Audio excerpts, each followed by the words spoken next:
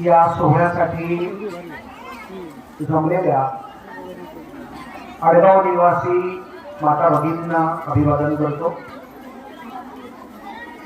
ज्या बालचिमुकल्यांसाठी हा सगळा अभ्यास आहे त्या बालचिमुकल्यांसाठीही मी छान रंजन चमत्कार आणि विज्ञान सांगणार आहे आणि त्यामुळे त्या बाजूनी बसणाऱ्या मुलांनी जर इकडे येऊन बसलं तर मला हरकत नाही, कारण आता माझा शेवटचा कार्यक्रम आहे। त्यामुळे लांब असणाऱ्या मुलांनी इकडे येऊन बसावं किंवा तुमच्या शिस्तीचा भाग बघावा। खरं म्हणजे अशा या कार्यक्रमाची सुरुवात आयोजन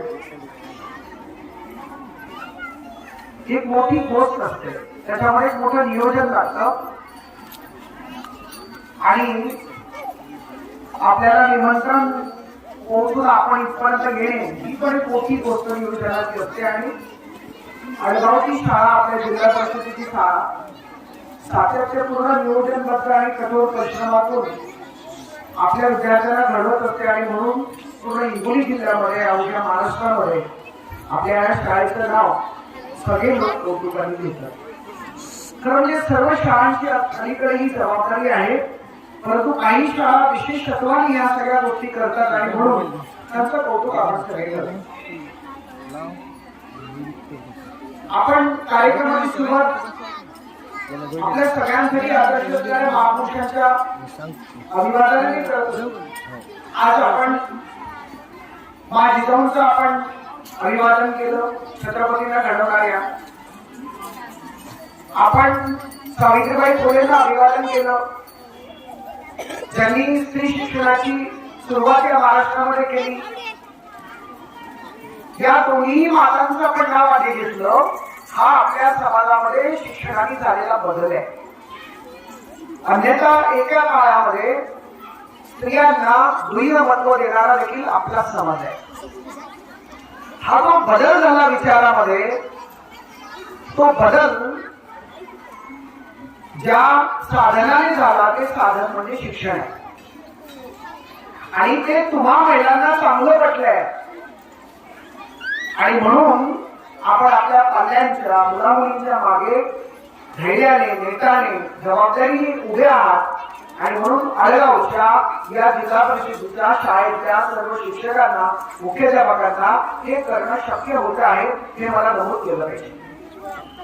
आम्हा शिक्षकांची जी जबाबदारीच आहे, आमच्या शिक्षकांची प्रत्येक वर्ग प्रत्येक धडा त्याचं नियोजन करून त्याचं लेसन प्लॅनिंग करून शिकवण्याची जबाबदारी आहे, परंतु त्या मुलांना वर्गापर्यंत आणण्यासाठी त्याला सातत्याने मोटिवेट करण्याची जबाबदारी माता पालकांची आहे विशेषतः, आणि म्हणून ती जबाबदारी धारण करणारे माता पालक या आडगाव आणि हिंगोली जिल्ह्यातल्या त्याचा देखील मला आज सार्थ अभिमान वाटतो।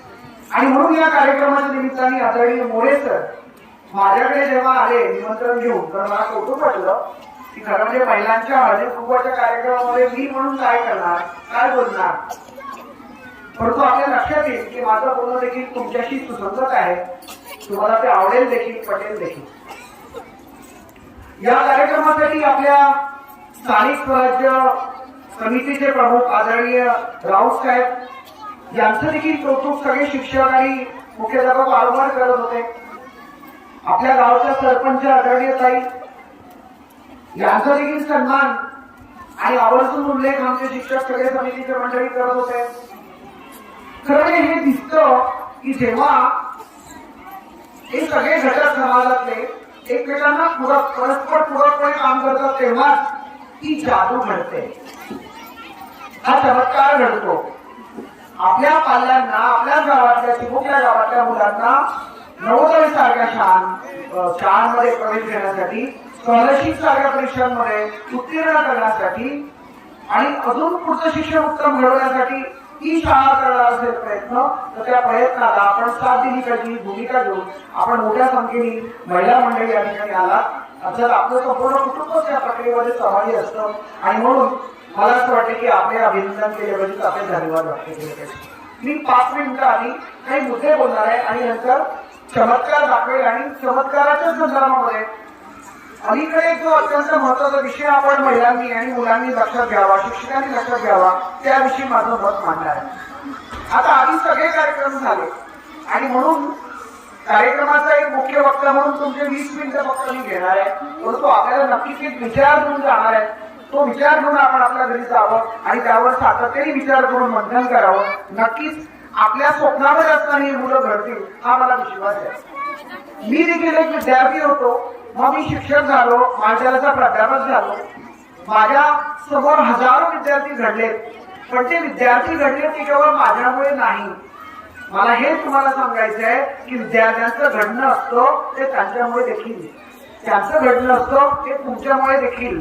आणि म्हणून मग शालेय शिक्षणातला हा जो त्रिकोण आहे, माता पालक, पिता पालक, विद्यार्थी आणि शिक्षक, हा जेव्हा जमेल तेव्हा आपला विद्यार्थी घडलेला असेल हे मला वेगळं सांगायची गरज नाही. आणि म्हणून अशा कार्यक्रमाच्या निमित्ताने आपण का एकत्र यायचं, तर त्याचं कारण आहे हळदी कुंकूचं निमित्त आहे, परंतु त्या निमित्ताने आपण एकमेकांची सुखदुःख जाणून घेणार आहोत.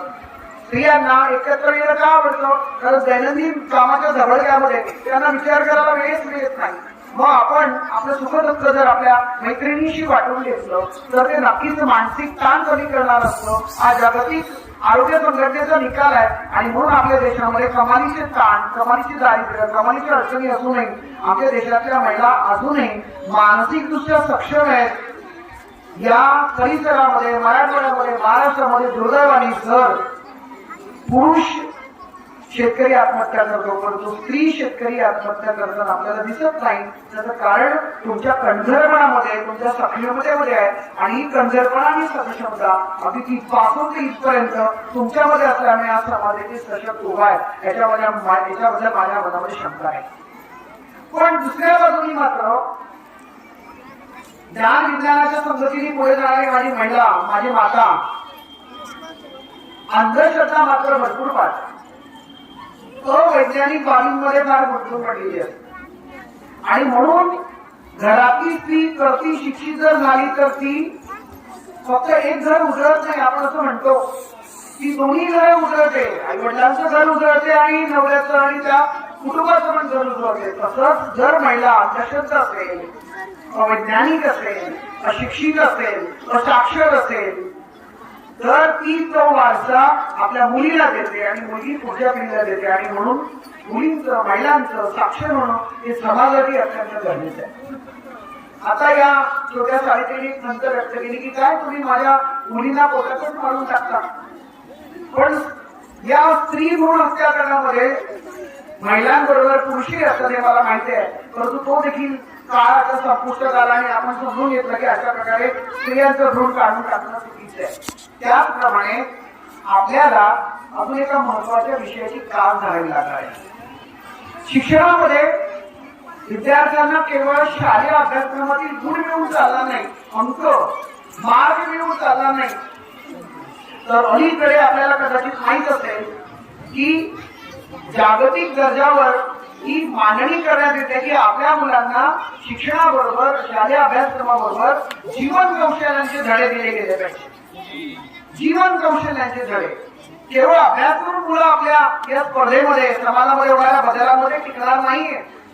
त्यासाठी या मुलांना स्वत्वाची जाणीव द्यावं लागेल. त्यांना सांगावं लागेल की नो युअर सेल्फ, तू स्वतःला जाण, तुझी आवड काय, तुझे इंटरेस्ट काय आहेत, तुझी शक्ती कशामध्ये, तुझे शक्तीस्थान कोणते ते तू ओळख. तुझ्यातल्या काही न्यूनता असतील, काही कमतरता असतील, त्याच्यावर कशी मात करायची ते आपण शिकू.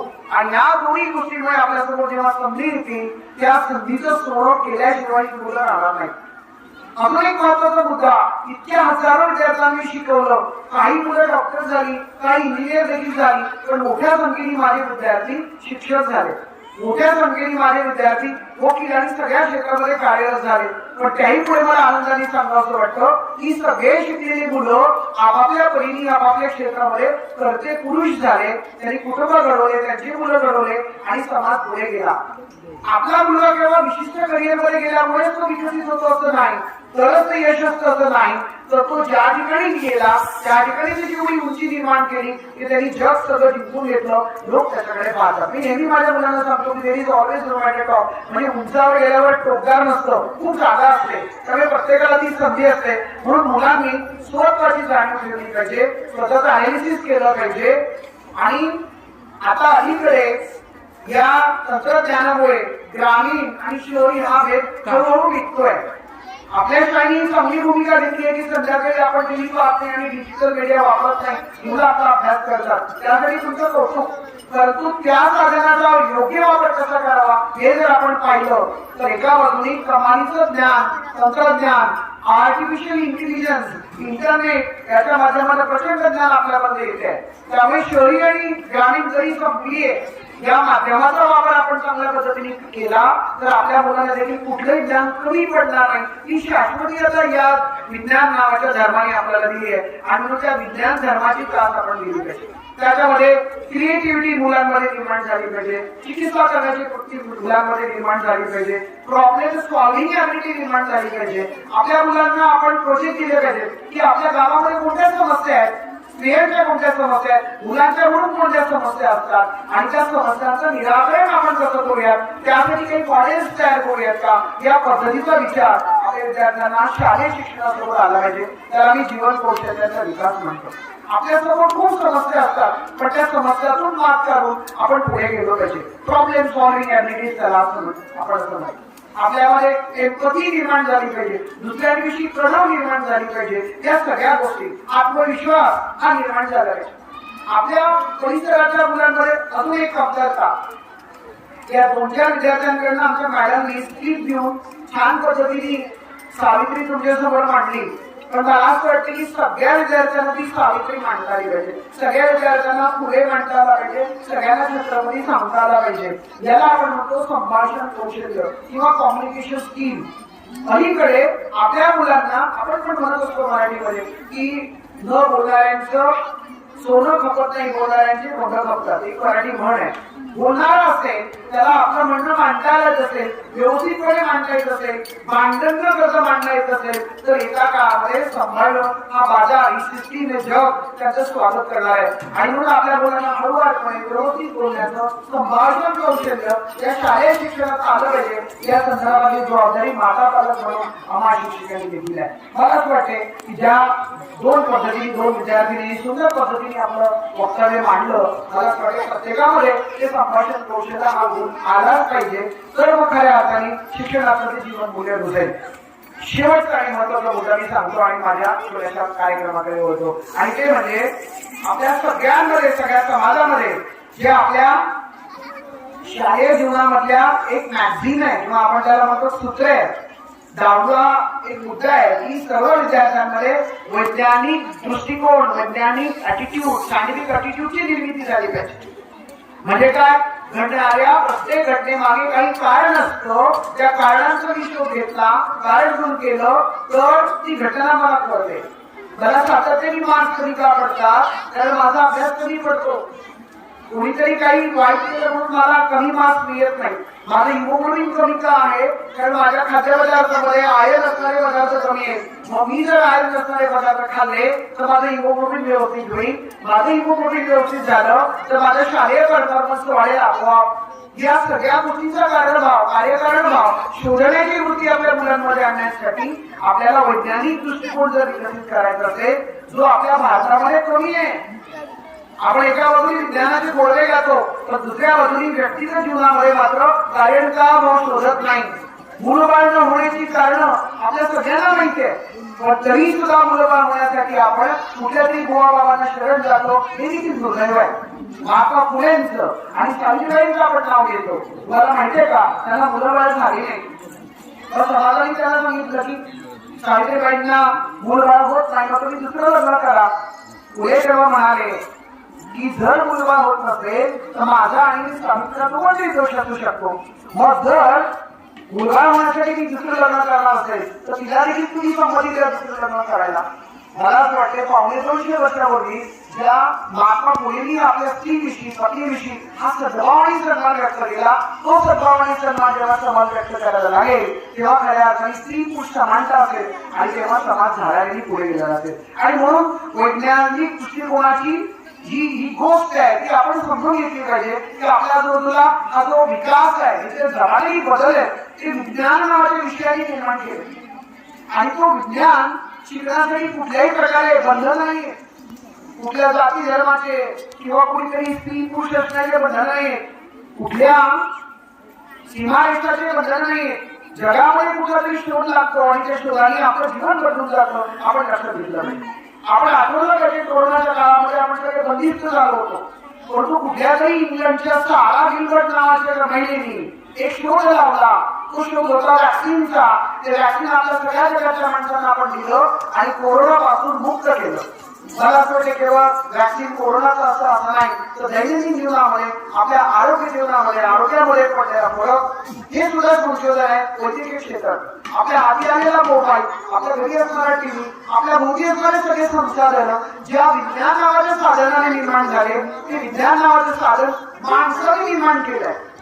धर्म कोणातरी प्रॉफिटने निर्माण केले, पण हा विज्ञान नावाचा धर्म जो सर्वसामान्यांच्या साध्या पद्धतीने ज्ञान देण्यासाठी सज्ज झालेला आहे तो माणसाने निर्माण केलाय. आणि ते माणसं असतात तुम्ही मी विचार करणारे, प्रश्न विचारणारे. तेव्हा आपल्या मुलांना प्रश्न विचार करणारे बनवा, वैज्ञानिक बनवा, संशोधक बनवा. हा आजच्या या कार्यक्रमाच्या निमित्ताने मला तुम्हाला सल्ला द्यायचा आहे, विनंती करायची, आवाहन करायचे की त्यांना प्रश्न विचार करणारे बनवा, त्यांना विचार करायला बनवायला शिकवा. मग उत्तर आपल्याला मिळतील. तसंही आपल्या आजूबाजूला जेवढे सगळे महान संत होते ते विचारतच होते.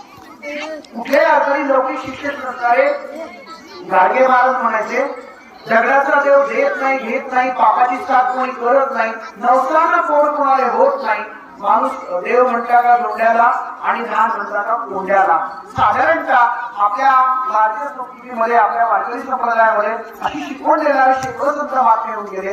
परंतु त्याच्या पुढे जाऊन अलीकडच्या काळामध्ये त्या विज्ञान नावाच्या साधनाने आपल्या मुलांच्या जीवनामध्ये प्रचंड बदल होऊ शकताना विश्वास घेऊन मी पुढचा कार्यक्रम तुमच्याकडे घेतो ज्यामध्ये आपल्या मुलांचं रंजन पण घडेल आणि थोडा विचार पण मला मांडता. मी पूर्ण महाराष्ट्रामध्ये गेल्या 35 वर्षांपासून साधारणपणे वैज्ञानिक दृष्टिकोन विकसित व्हावा, विज्ञान चळवळ पुढे जावी, अंधश्रद्धा दूर व्हाव्यात यासाठी काम केलंय. तर म्हणजे मला असं वाटतं सचिन सर माझी ओळख सांगणार होते, परंतु गडबडीमध्ये ते विसरले. लोक कार्यक्रम असल्यामुळे ओळख सांगण्यामागे माझा हेतू हा नव्हता की माझी ओळख ती सांगावी, परंतु मी हे आपल्याला सांगू इच्छितो की गेल्या 35 वर्षामध्ये परभणी जिल्ह्यामध्ये, हिंगोली जिल्ह्यामध्ये आम्ही महिलांसाठी बारामती निर्मूलाची धडक मोहीम राबवली 5 वर्ष. आपल्याला माहिती आहे बारामती, सगळ्यांना माहिती आहे बारामती महिलांनाच होते. कोणत्या दिवशी होते? अमावस्येला आणि पौर्णिमेलाच होते.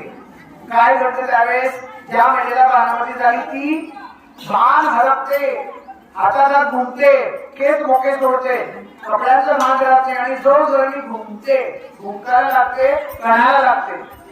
कदाचित तुम्ही पाहिलं असेल अतिशय बेसूर असं ते दृश्य. अशा शेकडो महिलांना बारामती का होते, महिलांना ती का बारामती होते या संदर्भातलं संशोधन अभ्यास आणि हजारो महिलांच्या बाणामध्ये आम्ही मुक्त केल्या. अंगामध्ये देव येणे, अंगामध्ये भूत लागणे आणि सगळे अघोरीचे प्रकार आहेत मानसिक आजारांचे ते महिलांनाच का होतात, ते कशी दुरुस्त करता येतील, ते दूर करता येतात का यावर सगळ्यांचा अभ्यास आम्ही केला. अनेक उपक्रम केले. शोध भूताचा, बोध मनाचा.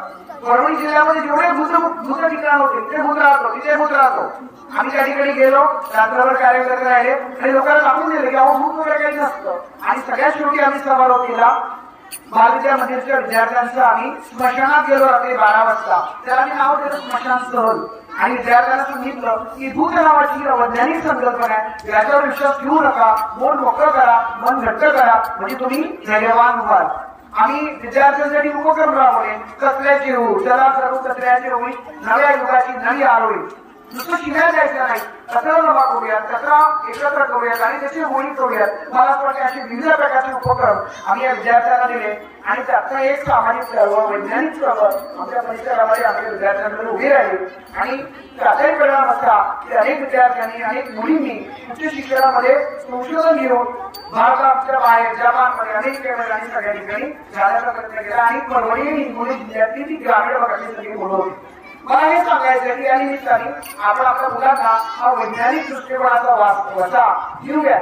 या दोन्ही मातांच्या शिक्षणाचा वसा तर तुम्ही घेतला आणि तो वाचला तुम्ही मुलांकडे दिलाच काय. आता वेगळं तुम्हाला कौतुक सांगण्याची गरज नाही तर तुम्ही त्यासाठी अभिनंदनास पात्र आहे. परंतु आता नवीन जगाचा एक वेगळा विचार, जो विज्ञान विचार आहे, विज्ञान विचार पद्धत आहे, ज्यामुळे मुलांना कार्यकारण भाव करायला आपल्याला शिकवायचं आहे, प्रश्न विचारायला शिकवायचा आहे, तो देखील आपण द्यावा.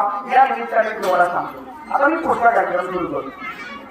आम्ही या महाराष्ट्रामध्ये विविध ठिकाणी फिरलो आणि आमच्यासमोर वेगवेगळे लोक चमत्कार करणारे आले आणि मग तो चमत्कार कसा घडतो या संदर्भात आम्ही माहिती घेतली. आता मी तो चमत्कार सादर करतो. एक गोड बाबा होता, जो सातारा जिल्ह्यामध्ये आला आणि त्यांनी सगळ्यांना गोड करायला सुरुवात केली. त्याच्या दरबारामध्ये लोक वाढत गेले. तुम्हाला माहिती आहे की कोणाला चमत्कार करता येतो म्हटलं की आपल्या मंडळी रिंग लावतात. बरं ठीक आहे, तो एक चमत्कार करत असेल, हवेतनं कुठली तरी राग काढत असेल, आपण असं मानूया की त्याला ते येत असेल, परंतु तो हवेतनं राग काढतो म्हणून आपल्या व्यक्तीच्या जीवनातले अनेक जीवनातले प्रश्न कसे सोडू शकतो.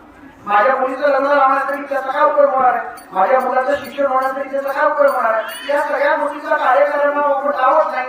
ऐक जातो म्हणून दुसरा जातो आणि दरबार भरत जातो आणि ती सगळी माहिती लोकांपर्यंत जाते. आम्ही पण गेलो. आता मी तुम्हाला गोड बाबांचा चमत्कार दाखवतो. कोणीतरी एक पुढे जाऊया, या पुढे पटकन. तुझं नाव सांग सगळ्यांना. अभिजित विश्वनाथ आहे. तिसऱ्या वर्गामध्ये. आता तुझं जर बोट टाकून बघ कसं लागतं. बोट हा कसं आहे. तुझं बोट गोड आहे, आधीच गोड आहे का. तू ये मग, तुझं आधीच गोड बोट आहे. तू ये पटपट या.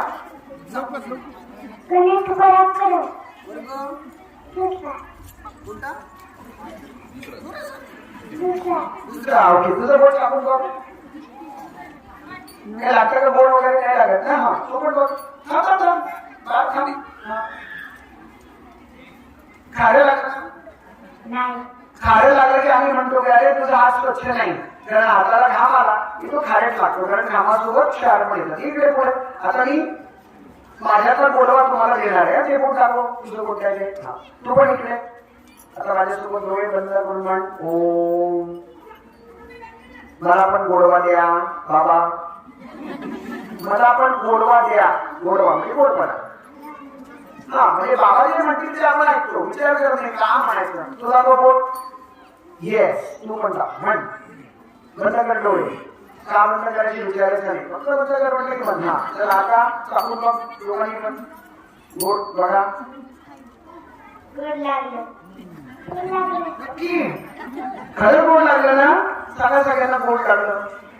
तुमच्यापैकी कोणाला अनुभव आहे मी तुम्हाला तरी जाता देईल. मी किती लोकांना हात लावला की ते सगळं गोड झाला.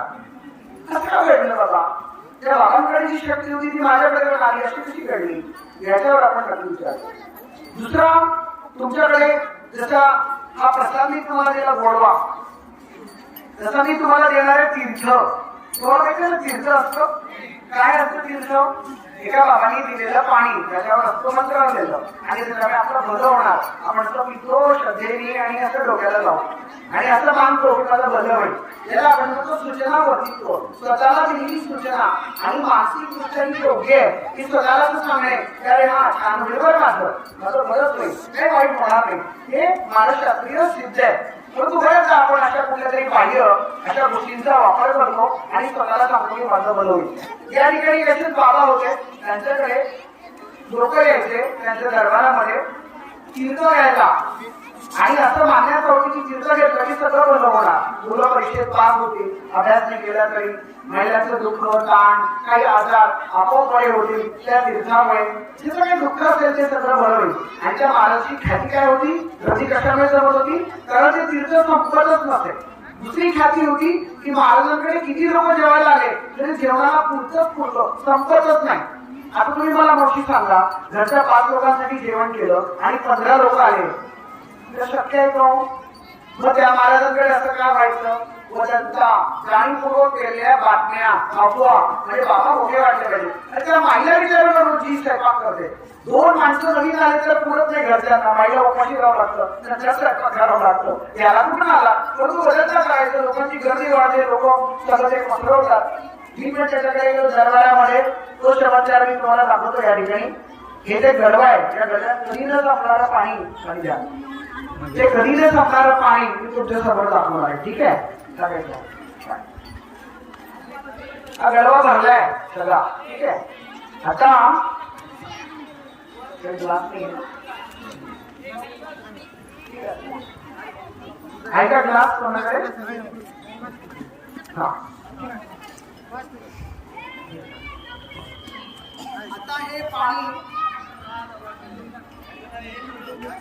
मी लोकांना थोडं थोडं दिवसा म्हणून देतोय. माझे भक्त माझ्याकडे आले, एकाला दिलं, मला काही नको. जर वाटलं तुम्हाला तर 5 लिंबू घेऊन या, 1 नारळ घेऊन या, थोडासा प्रसाद. मला कुठली देणगी नको. जमलं तर 5 रुपये टाका, 10 रुपये टाका. महिला कशाला 10 रुपये टाकतील? त्या जरा मनाचे उदार 21 रुपये टाकतात. तीर्थ संपलं. तितके एक गाडी आली, त्याच्या 4-5 लोक उतरले.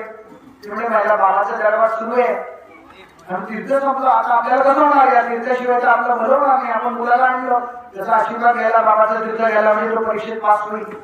वर्षभर शाळेत नाही गेला पण तो वर्षभर तीर्थामुळे पास होईल.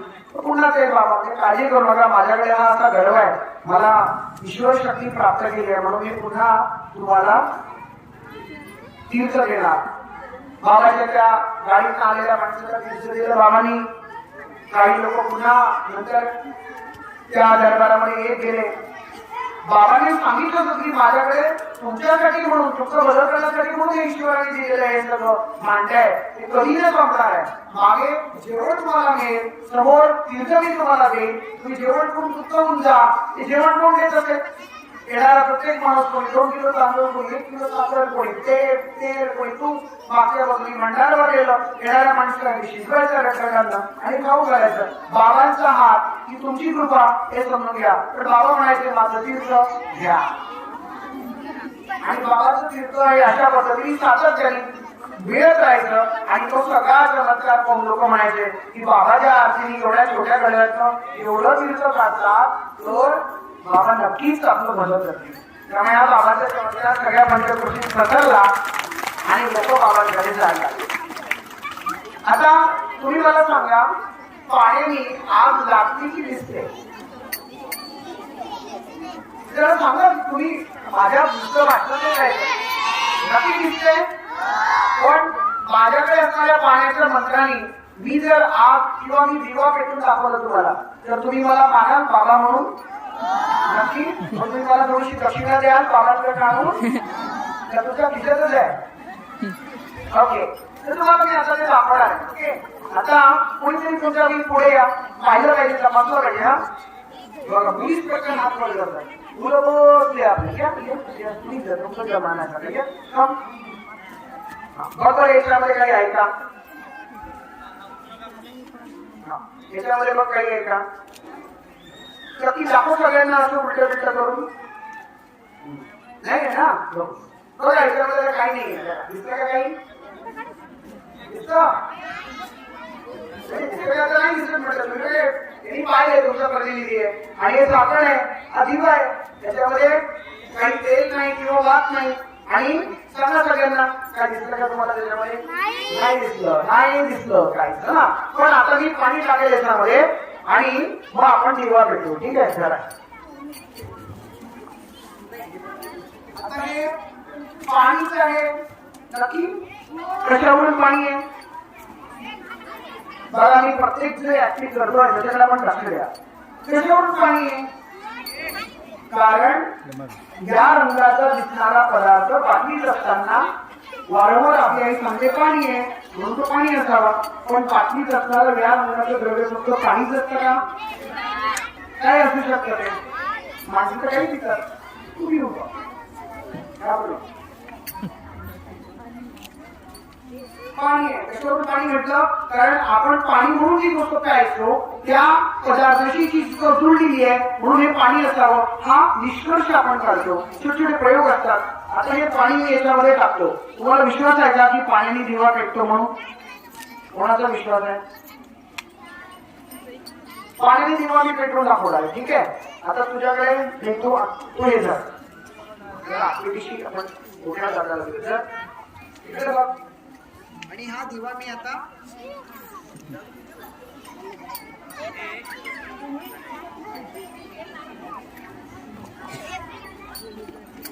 आणि दिवा पेटला.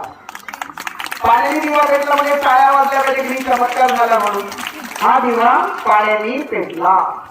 तुमच्या समोर यांनी पिलेलं पाणी मिळेल. पाणी होतं की केरोसिन होतं? पाणी पाणी नक्की ना? छान, ठीक आहे. आपण टाळ्या वगैरे धन्यवाद. नुसतं पाण्याने दिवा पेटला या विचारामध्ये आपण राहायचं आणि असं का घडलं याचं उत्तर तुम्ही विद्यार्थ्यांनी मला जाताना द्यायचं म्हणजे मी तुम्हाला बक्षीस देईल. ठीक आहे, पुढचा अजून एक चमत्कार असं दाखवणार आहे. तुम्हाला माहिती की पाहुणे आले ते बघा उन्हाळ्याची तिथं आपलं संपवत नाही. अजून मी तुम्हाला दाखवता येईल किती तीर्थ याच्यामध्ये. ठीक आहे, कसा? Thank you very much. अजून एक चमत्कार शेवटचा मी दाखवणार आहे तुम्हाला.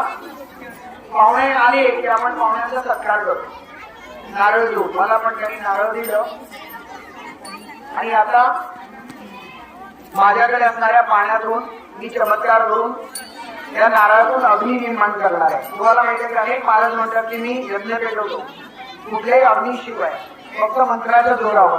माझ्याकडे देखील एक पाणी आहे, मंत्र भारी, माझ्याकडे ती शक्ती आहे आणि मी त्या मंत्रशक्तीने या नारळामधलं अग्नी निर्माण करणार आहे. म्हणजे तुम्हाला पटेल की मी खतरनाक बाबा आहे. ठीक आहे, चला आपण करूया.